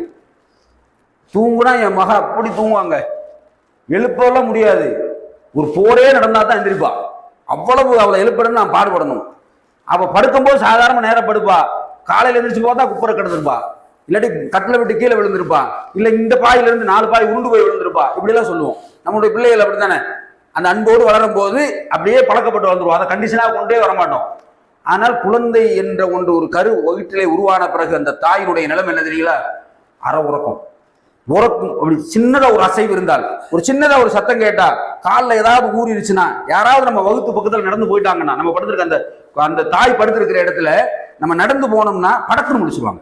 நேற்று வரைக்கும் இடியே இடிச்சாலும் எந்திரிக்காத பெண்ணு, இடியே இடிச்சாலும் தலைமையில தண்ணியை ஒரு வாரி தண்ணியை ஊத்தி எழுப்பினாலும் எந்திரிக்காத அந்த பெண் தன் வயிற்றிலே ஒரு கருவை சுமக்கிறாள். நான் தாயாக போகிறேன் என்ற அந்த ஒரே எதிர்பார்ப்போடு அவளுடைய வாழ்க்கையை எதெல்லாம் இழக்கிறா பாருங்க.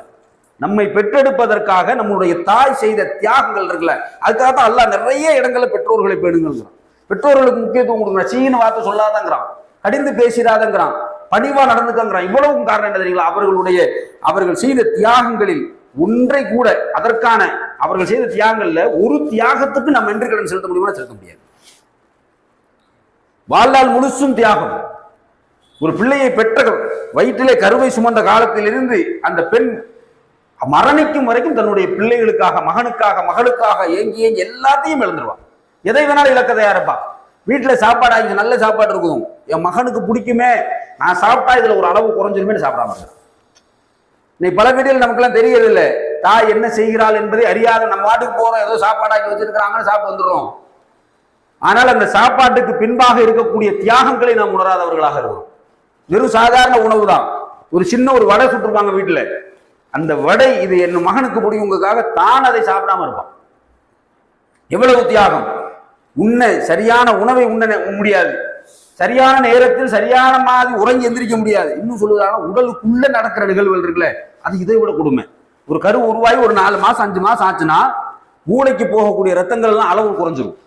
மூளைக்கு அதிகமான ரத்தம் போகணும்ல, அதுக்காக தான் பல மாசமா இருக்கிற பெண்களை பார்த்தீங்கன்னா ரொம்ப சடவா இருப்பாங்க, ரொம்ப அது ஒரு ஒரு டயர்டாவே இருப்பாங்க. அது காரணம் என்னன்னா மூளைக்கு அதிகமான ரத்த போக்கு இல்லை. காரணம் என்ன? இன்னொரு ஒரு உயிர் வந்துருச்சு உள்ள, அந்த உயிருக்கு தேவையான ரத்தத்தை அது பிரித்து எடுக்குது. சரியான ரத்தம் இல்ல, இந்த ரத்தம் இல்லாதனால மூளைக்கு சரியா போகல, சுறுசுறுப்பாக இருக்க முடியாது, மயக்கம் வந்துகிட்டே இருக்கும். ஒரே ஒரு விஷயம் இவ்வளவு சிரமமா இருக்குதே, ஒரு நாள் குப்புறப்படுத்துவோன்னு படுத்தா நம்ம சோழி முடிஞ்சு, அவ்வளவுதானே. நம்மளுடைய தாய் வயிற்றில் இருக்கின்ற நேரத்தில் இவ்வளவு சிரமமா இருக்கு, ஒன்றும் சாப்பிட முடியல, சாப்பிட்டா வாந்தியா வருது. எதையும் இனிப்பானதையும் சாப்பிட முடியல, கசப்பையும் சாப்பிட முடியல, எதை கொண்டு போய் வாயில வச்சாலும் ஒம்மற்றலாகி வாந்தியாக எடுத்துடுறோம். ஒரு நேரம் உருப்படியாக நிலையான சிந்தனையோடு இருக்க முடியல, தலை சுற்றி கீழே விழுந்துடுறோம். இவ்வளவு சிரமம் நமக்கு எதுக்குன்னு ஒரு நாள் குப்புறப்படுத்தா முடிஞ்சு நம்மளுடைய வாழ்க்கை, கருவிலேயே சிதைந்து போயிடுவோம். ஆனால் அவ்வளவையும் தாங்கி ஒரு படியில இறங்குறதுக்கு அவங்க படுற பாடு சிரமமா. படியில இறங்குறதுக்கு அவங்களுக்கு சிரமம் இல்லை, நான் படியில் விரைவாக இறங்கி விட்டால் என்னுடைய குழந்தைக்கு பாதிப்பு அதிர்வு வந்துருமோ, இப்படி கையை தாங்கிக்கிட்டே வகுற்றோடு சேர்ந்து தன்னுடைய கருவை சுமந்து கொண்டே கையில பிடிச்சுக்கிட்டே ஒவ்வொரு படியாக எவ்வளவு ஒவ்வொன்றா எடுத்து பாருங்க. ஒரு நாள் முழுமையாக ஒரு முழு மாத கற்பனையோடு நீங்கள் இருந்தால் உங்கள் மனைவியோடு ஒரு நாள் முழுசும் அவள் செய்வதை மட்டும் கவனிச்சுக்கிட்டே வாங்கலாம். ஒரு 8 மாசம் 9 மாசத்துல சரியா தூங்க மாட்டாங்க, சரியா சாப்பிட மாட்டாங்க, சரியா நடக்க முடியாது.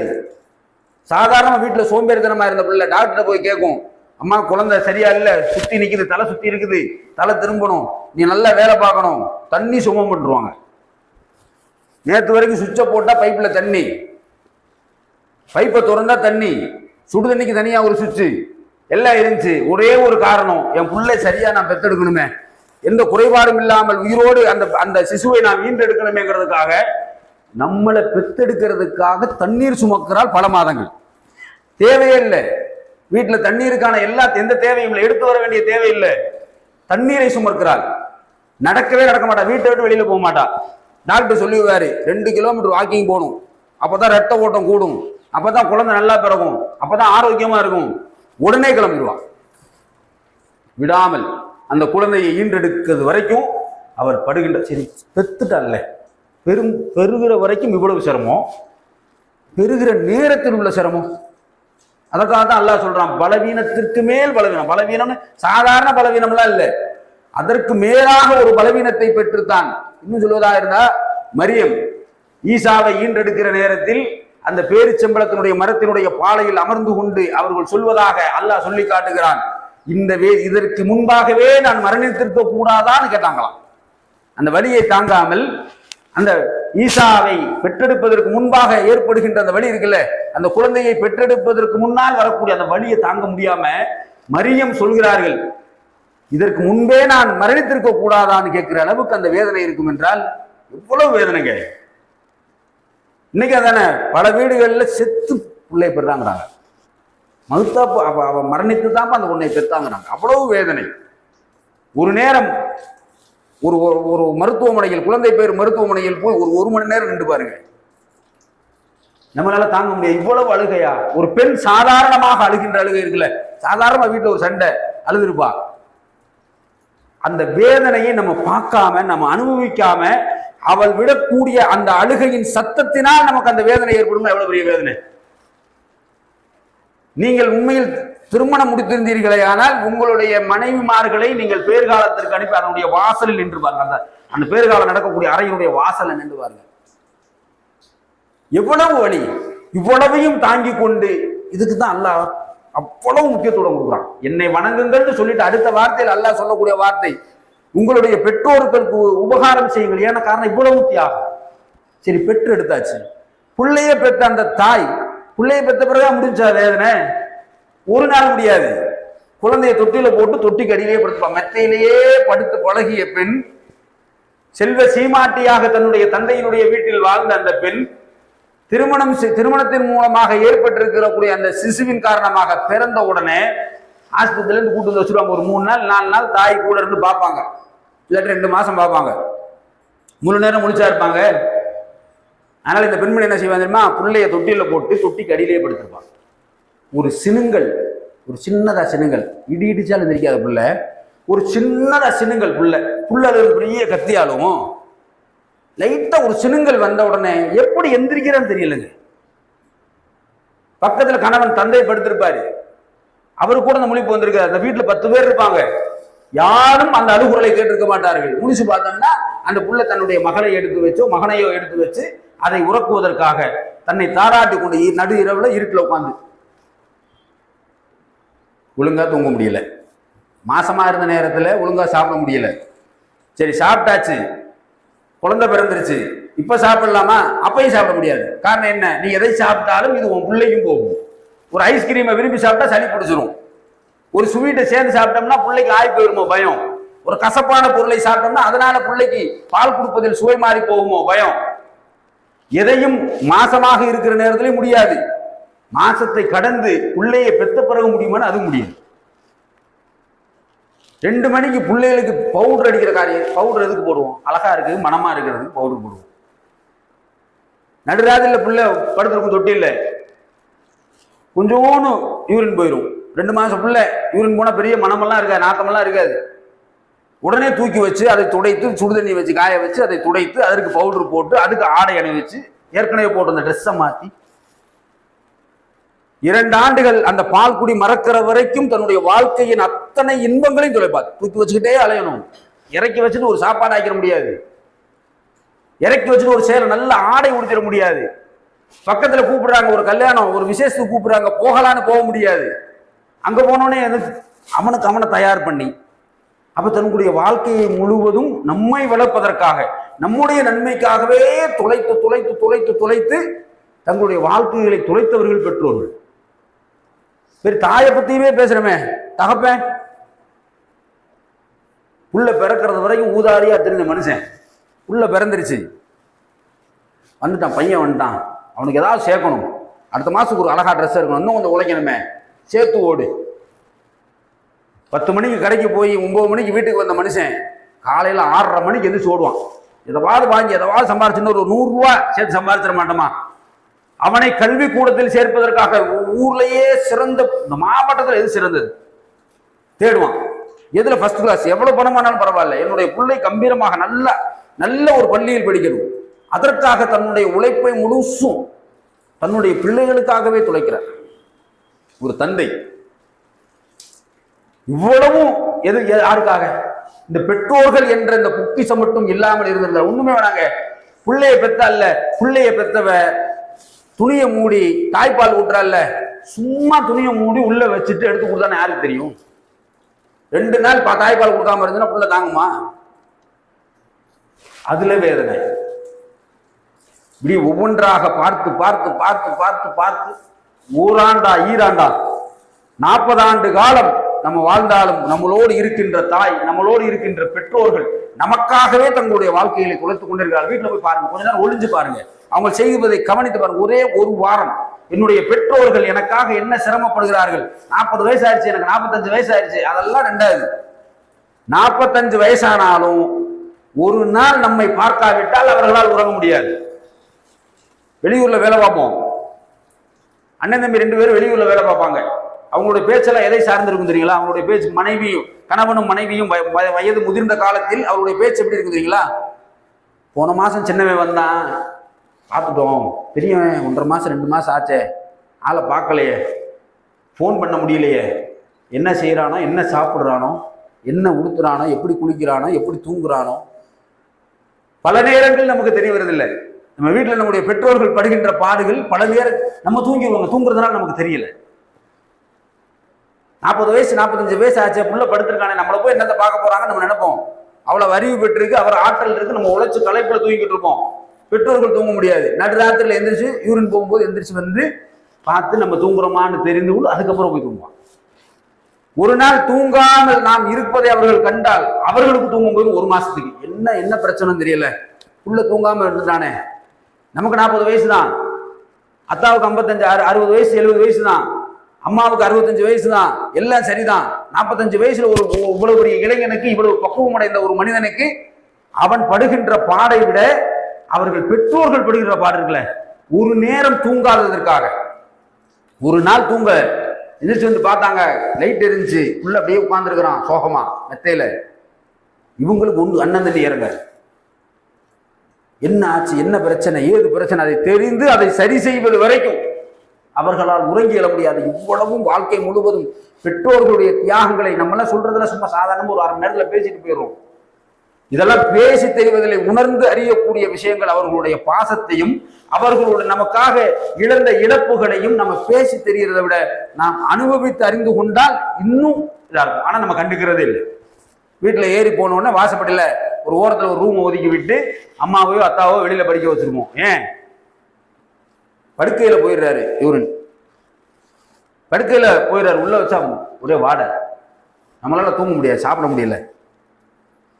அதே கரங்கள், அங்கே படுத்திருக்கக்கூடிய அதே கரங்கள் நாம் 2 வயது 4 வயது 5 வயது வரையும் நாம் கழிந்த அத்தனை கழிவுகளையும் அழினார்கள். கையில பற்றும், கையில பிள்ளையை தூக்கி வச்சிருப்பாரு அத்தா, அம்மா பிள்ளையை தூக்கி கையில வச்சிருக்கும். எப்பன்னு தெரியாத பிள்ளைக்கு எப்போ வருதுன்னு, ஜட்டி போடாமையோ துணி கட்டாமையோ இருக்கிற நேரத்துல வயிற்றிலிருந்து கழிவு வெளியே இறங்கி ஒரு கையில போடும், தூக்கியா போட்டாங்க. அதையும் சிரித்து கொண்டே கையில பேண்டியா எவ்வளவு தாங்க முடியாதுங்க. அதெல்லாம் சொல்லி நம்மளால உணர முடியாது. அவ்வளவும் அவர்களுடைய தியாகம். தூக்கி கையில தூக்கி வச்சிருப்போம், அப்பதான் ட்ரெஸ்ஸை மாத்திருப்போம், தூக்கி கையில புள்ளைய வச்சிருப்போம், அப்படியே ஒண்ணு கடிச்சிருவோம். கொஞ்சம் கூட முகம் சுளிக்காம துவைச்சுக்கிட்டே இருக்கிறனே. நம்மளை பெற்ற தாய்கள் அவங்க தங்களை கிளீன் செய்வதை விட்டுட்டு புள்ளைய கிளீன் செஞ்சு அவனுக்கு பவுடர் அடிச்சு இவ்வளவுலாம் தியாகம் செய்தார்களே, அவர்களுக்காக நாம் என்ன செய்தோம் என்று திரும்பிப்பார்கள். ஒண்ணுமே செய்யல. அவர்கள் செய்த அத்தனை தியாகங்களுக்கும் நாம் ஆண்டு முழுவதும் அவர்களுடைய காலடியில் கிடந்தாலும் தீர. அவ்வளவும் நன்மைகள் நன்மைகள் நன்மைகள் நமக்கான, அவங்களுக்கு இல்லைங்க. நம்மள்ட்ட காசு பணத்தை எதிர்பார்க்கிறோம் நம்ம நினைக்கிறோம். ஏன் தான் நல்லா வியாபாரம் நடந்தான்னு வீட்டில் வந்து கேட்பாங்கல்ல, அப்ப நம்ம என்ன நினைப்போம், காசை எதிர்பார்க்குறியா நம்ம நினைப்போம். நீ சங்கடப்படாம இருக்கிறதுக்காக கேட்கிறாங்க. ஒருவேளை வியாபாரம் இல்லாம இருந்துச்சுன்னா ஒரு ஆறுதல் சொல்லலாமே, ஒன்றும் இல்லைத்தான், நாளைக்கு வியாபாரம் நடக்கும், நாளைக்கு அந்த சரி பண்ணிடலாம், பிரச்சனையா அதை தீர்த்து வரலாம். இதெல்லாம் எப்போது தெரியுமா? எப்போது நீங்கள் பெற்றோர்களை இழந்து விட்டு ஒரு நாள் நிற்பீங்கள், அன்னைக்கு தான் தெரியும். அது வரைக்கும் அவர்களுடைய அருமை நமக்கு தெரிவதே இல்லை. பெற்றோர்களை, தாயையோ தந்தையோ இழந்து விட்டு நிற்பவர்களிடம் கேட்டு பாருங்கள், அவர்களுடைய தியாகம் இன்னும் அதிகமா சொல்லலாங்க. நான் வாழ்க்கையில் சென்றது 2 பெண்கள். நல்லா குழந்தை பிறந்துச்சுன்னா பரவாயில்லங்க, நல்லா குழந்தை பிறந்துருச்சு வளர்த்தலாம்னு வைக்கலாம். ஆக்டிசம், மூல வளர்ச்சி இல்லாம பிறக்கக்கூடிய குழந்தை. எனக்கு தெரிந்த ஒரு பெண்மணி கிட்டத்தட்ட அந்த பெத்த பிள்ளைக்கு 22 வயசு ஆயிடுச்சு. தானாக நடக்க முடியாது, தானாக தங்களுடைய கழிவுகளை சுத்தம் பண்ணிக்கிற முடியாது, என்ன நடக்குதுன்னு தெரியாது, யார் முன்னாடி நிக்கிறான்னு தெரியாது. தன்னை ஒத்த அளவு வளர்ந்த அந்த பிள்ளைய மருத்துவமனையில் காட்டுவதற்காக 22 வயது குழந்தையை ஒரு தாய் தன்னுடைய தோளிலே போட்டு சுமந்து கொண்டு இந்த தேனில பார்த்த விஷயம் தான். எனக்கு தெரிந்த பெண்மணி. குறையோடு ஒரு குழந்தை பிறந்த ஒரு குழந்தை குறையோடு பிறந்துருச்சு, மூல வளர்ச்சி இல்லை, தன்னால செய்ய முடியல. இன்னைக்கு வரையும் ஒரு நல்ல விசேஷங்களுக்கு ஒரு நல்ல இடங்களுக்கு பக்கத்து வீட்டுக்கு போய் உட்கார முடியாது பெண்மணினால். நாம் நன்றாக பிறந்து விட்டோம், அதனால நம்ம பிள்ளை எங்க அம்மா அத்தா அம்மா பாக்குறாங்க நம்ம நினைச்சுக்கிட்டு இருக்கோம். குறைபாடோடு பிறந்தாலும் இப்ப எப்படி பார்க்கிறாங்களோ அதில் ஒரு அணு அளவும் குறையாமல் பார்க்கக்கூடியவர்கள் பெற்றோர்கள். இந்த குறைபாடு உள்ள குழந்தைகள் பிறந்துருச்சுன்னா வாழ்க்கையே தொலைஞ்சிருங்க. எல்லாத்துக்கும் நம்ம கூட இருக்கணும். மலஞ்சலம் வெளிப்பதற்கு எத்தனை ஆண்டுகளா? 1 ஆண்டா 2 ஆண்டா? நல்லா குழந்தை பிறச்சுன்னா 5 வயசுல சரியா போயிடும். 6 வயசுல சொல்லி கொடுத்தோம்னா பழகிடுவான். 10 வயசுல அவன் தேவையை அவனா பார்த்துருவான். குழந்தை குறைவாக பிறந்தாலும் இது ஏன் குழந்தைன்னு சொல்றது. குறையோடு பிறந்த குழந்தை ஒரு நாள் இறந்துருச்சு, 14 வயசு. இன்னைக்கு வரைக்கும் அதே அந்த குழந்தையின் நினைவோடு வாடுகிற பெற்றோர்கள் நம்ம கண்ணு முன்னாடி பார்த்துட்டு தான் இருக்கிறோம். எப்படி அவங்களால முடியுது? நாமும் குழந்தையை பெற்று நாமும் அந்த நிலையை அடைந்தால்தான் அதுக்குள்ள நம்ம அத்தா அம்மா மௌத்தா போயிருவாங்களே. அதுக்காகத்தான் அல்லாஹ் சொல்றான், ஏற்கனவே நீ மனசுல வச்சுக்க, இதெல்லாம் இருக்கும். அதுக்காகத்தான் வயோதிகத்தை சொல்லி காட்டுறான். வயோதிக வயதை அடைந்து உன்னிடம் வருபவர்களிடம் நீ சீ என்ற வார்த்தை சொல்லாது, ஏன் வயோதிகத்தை சொல்றான்? வயோதிகத்தில் அவர்களால் என்ன செய்கிறோம் என்பதை அறியாமல் செய்வாங்க. இது சரியா இது தப்பா எதுவும் தெரியாது. ஊருக்கு கூட்டு போயிருப்போம், ட்ரெயின்ல ஏறுவதற்காக. ட்ரெயினை பிடிக்கணுமே, 2 நிமிஷம் தான் நிற்கும். அத்தாவை கூட்டு போயிருப்போம், வயதான ஆளு. எங்க அண்ணன் வீட்டுக்கு போறேன் அப்படின்னு நம்ம கிளம்பி போவோம். கூட அவரு வரேன்டா, நானும் மகனை பார்க்க வரேன்னு. அந்த 2 நிமிஷத்துக்குள்ள ட்ரெயின்ல ஏறலைன்னா ட்ரெயின் போயிடும். அப்படி ட்ரெயின் போச்சுன்னா அவர் மீது சாடுகிறோம். அவர் அறிந்து கொண்டே செய்த செயலாது. என் மகனுடைய டிக்கெட் எடுத்த காசு வீணா போகணும்னு செஞ்சாரா? இயலாமை. அப்ப இயலாமையில் இருக்க பெற்றோர்களை நாம் கண்ணியப்படுத்தினால், அதுக்காகத்தான் ரசூல்லா சொன்னாங்க. ரசூல்லாட்ட ஒருத்தர் வந்து கேட்கிறாரு, யார் ரசூல்லா, நான் மிகவும் மதிப்பதற்கு தகுதியானவர்கள் இந்த உலகத்தில் யாருன்னு கேட்கிறாங்க ரசூல்லாட்ட. உண்மையிலே ஒரு ஆன்மீக தலைவராக வேறு சமுதாயத்தை சார்ந்தவர் இருந்தாருன்னா என்னையத்தான் இருப்பாங்க. அப்படித்தானே? பலர் அப்படித்தான். பல சாமியார் என்னது, யாருக்கு ரெஸ்பான்சிபிள்? எனக்கு தான். எனக்கு படுத்தான் உங்களுடைய பெற்றோர்கள். அப்படிதான் எல்லா சமுதாயமும். சர்ச்சில் போனாலும், நீங்க பல்வேறு சமய கூடாரங்களில் போனாலும் எல்லா இடத்துலையும் இருக்கிறது தான். நபிகளாரிடத்தில் ஒரு கேள்வி கேட்கப்படுகிறது, நான் அதிகமாக அன்பு செலுத்துவது யார்கிட்ட? உன்னுடைய தாய். உம்முக்குங்கிறாங்க, உன்னுடைய தாய். சரி, முதல்ல அது. 2வது யாரு? உம்முக்க. 2வது உங்க அம்மா. சரி, 3வது உம்முக்க. 3வது உங்க அம்மா. 4வது வா அபூக்க, உன்னுடைய தந்தை. 4வது இடத்துல 4வது முறை தான் தந்தை. ஏன் இவ்வளவு உறவுகளையும் அவங்களிடத்திலே அல்லாஹ்வுடைய தூதர் சொன்னாங்க? வேற ஆளே இல்லையா? நபிகளாரிடம் நெருங்கி பழகு, இந்த சமுதாயத்திடம் நெருங்கி பழக வேண்டிய தகுதியானவர்கள் அதெல்லாம் வேற இருக்கு. ஆனால் எனக்கு தகுதி யார் என்றால் என்னுடைய தாய் தான், என்னுடைய பெற்றோர்கள் தான் என்பதை உணர்ந்து நம்முடைய வாழ்க்கைகளை, நம்முடைய பெற்றோர்களை கண்காணிப்பது. அவர்கள் என்னதான் தவறு செய்தாலும், எவ்வளவுதான் நமக்கு சிரமத்தை தந்திருந்தாலும், இதை விட சிரமத்தை, அதுக்காக தான் சொல்றான் அல்லாஹ், பலவீனத்திற்கு மேல் பலவீனப்பட்டு பெற்றார்கள். அவ்வளவும் நமக்காக சொல்லப்படுற காரியம். இதெல்லாம் மனசுல ஏற்றி வச்சுக்கணும். பெற்றோர்கள் இப்படிதான். 60 வயசு ஆனா அவங்களுக்கு ஒன்றும் விவரம் தெரியாது, விவரம் இருக்காது, எதையும் உணர மாட்டார்கள். காதனுடைய கேள்வி திறன் குறைஞ்சிரும், கண்ணினுடைய பார்வை திறன் குறைஞ்சிரும், பேச்சினுடைய நளினம் குறைந்து விடும், இதெல்லாம் போயிடும், எல்லாம் மாறிடும். அவங்கள் ஒரு சிறு குழந்தைகளாக இருப்பார்கள். எப்படி என்னுடைய குழந்தையை நான் எந்த சங்கடமும் இல்லாமல் அவனுக்காக தியாகம் செய்கிறோனோ, அதே போன்று எனக்காக தியாகம் செய்தவர்கள் இவர்கள், இவர்களுக்காக நானும் தியாகம் செய்ய வேண்டும் என்ற அந்த மனோபக்குவத்தை வளர்த்து நம்மள உள்ளே ஊட்டிடணுங்க. ஆரம்பத்தில் இருந்துச்சுன்னா பிரச்சனை இல்லை, புதுசா சந்திக்கும் போதுதான் பிரச்சனை. இது இப்படிதான் இருக்கும் அப்படின்னு நம்ம மனசை பழக்கப்படுத்திட்டா நம்முடைய பெற்றோர்களை பார்ப்பதில் எந்த குறைபாடும் இருக்காது. நம்ம பெற்றோர்களை கண்ணியப்படுத்த வேண்டிய விஷயத்தில், அவர்களோடு பரிவு காட்ட வேண்டிய விஷயத்தில், அவர்களிடத்தில் பணிவாக நடந்து கொள்ள வேண்டிய விஷயத்தில், அவர்களோடு அன்போடு சிரித்து பேச வேண்டிய நேரத்தில், அவர்களுக்காக சில நேரங்களை, மணி நேரங்களை ஒதுக்கி அவர்களோடு உறவாடி இன்பமுற்று அந்த பெற்றோர்களை வாழ வைக்கக்கூடிய நன்மக்களாக எல்லாம் வல்ல ரப்புல் ஆலமீன் உங்களையும் என்னையும் ஆக்கியருள் விடுவானாக.